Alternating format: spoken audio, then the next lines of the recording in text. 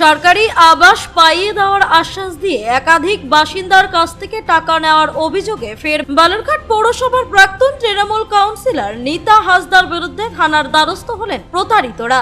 রাজ্যের রাজনৈতিক পালাবদলের পর রবিবার বালুরঘাট পৌরসভার ৯ নম্বর ওয়ার্ডের ৩ জন বাসিন্দা বালুরঘাট থানার নতুন করে লিখিত অভিযোগ দায়ের করেন। এই ঘটনাকে কেন্দ্র করে ফের চাঞ্চল্য ছড়িয়েছে শহরে। অভিযোগ, গত প্রায় ৭-৮ বছর ধরে নীতা হাসদার কোনো খোঁজ মিলছে না। বিষয়টি খতিয়ে দেখে প্রয়োজনীয় ব্যবস্থা নেওয়ার আশ্বাস দিয়েছে পুলিশ। স্থানীয় সূত্রের দাবি, ২০১৯ সালেও নীতা হাসদার বিরুদ্ধে একই ধরনের প্রতারণার অভিযোগ উঠেছিল।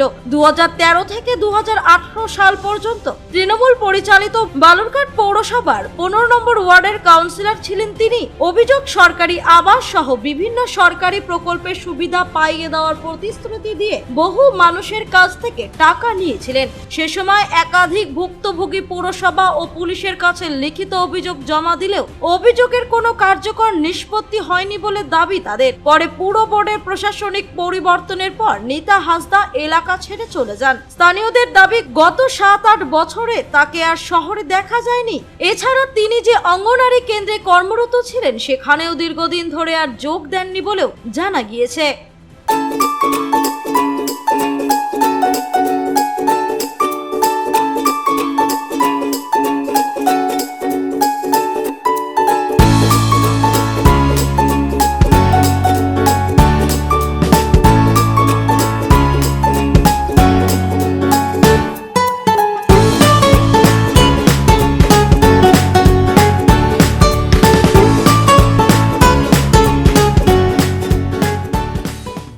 আপনাদের অভিযোগটা কি? আমাকেও ঘর দিতে চেয়েছিল আবাস যোজনার নীতা হাজরা টাকা, মানে সবাই বলছে টাকা দিয়ে জমা দিলে মানে পাওয়া যাবে। যারা টাকা দিবে না তাদের ফাইল নাকি পড়ে থাকবে, কখনোই পাবে না। কত দিয়েছিল? ৩০,০০০। তারপর ওই অনেক ঘুরাইছে, আমার 18 সালের কথা। ঘুরায়ে পরে হঠাৎ একদিন শুনলাম নীতা হাজরা নিখোঁজ। টাকাটা পেয়েছেন? না, টাকা হয়নি, ঘরও পাইনি, কিছু পাইনি। এতদিন কমপ্লেন করেনি কেন? না, আমিও সেই 19 সালে একবার কমপ্লেন করেছিলাম সবার সাথে। হ্যাঁ, কোনো ব্যবস্থা নেই? না, কোনো ব্যবস্থা তো পরে তো কিছুই শুনলাম না। আস্তে আস্তে সবাই ধামাচাপাই করে। এখন আবার কেন অভিযোগ জানাতে আসছে?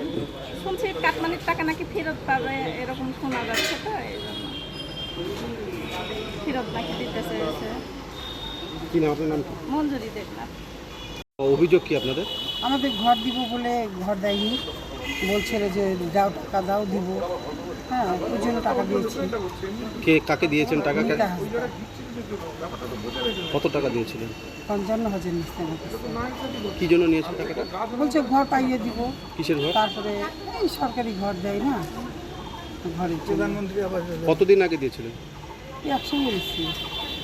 ওটা বলো। 19 সালে। হ্যাঁ, তারপর থেকে তার যোগাযোগ করা হয়নি। এখন সরকার পাল্টে গেছে, যে আমরা আবার আসছি।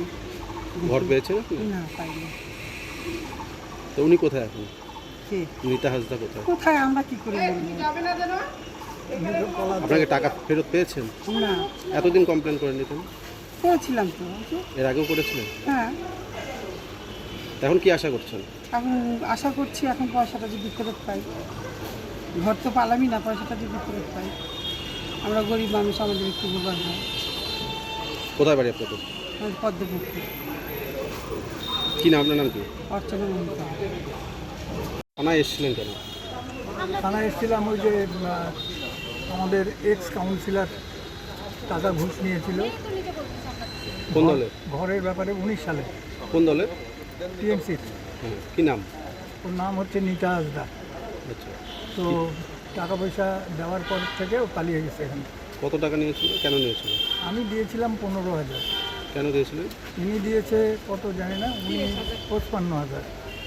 কেন দিয়েছিল? ওই যে ঘর পাইয়ে দিবে। আপনারা কি ঘর পেয়েছেন? না, ঘর পাওয়া যায়নি। তাই এতদিন পর আবার কমপ্লেন করছেন কেন? কমপ্লেন করছি যদি টাকাটা পাওয়া যায়। এতদিন কমপ্লেন করেননি কেন? এতদিন এর আগে একবার করেছি 19 সালে, কিছুই করেনি, কিছুই হয়নি। তার জন্য আবার করলেন? আবার করলাম। এখন কি আশা করছেন? এখন আশা করছি টাকাটা যাতে যদি ফেরত পাই। তো এতদিন পাননি, এখন কেন ফেরত পাবেন আশা করছেন? আশা তো করবো, আশা সবাই করে, কেন করব না। সরকার পরিবর্তন হওয়ার জন্য কি আশা করছেন? হ্যাঁ কি নাম আপনার? কি নাম আপনার? আমার নাম রঞ্জিত মহন্ত। বালুরঘাট থেকে মান্টি সিং এর রিপোর্ট, কুলিক নিউজ।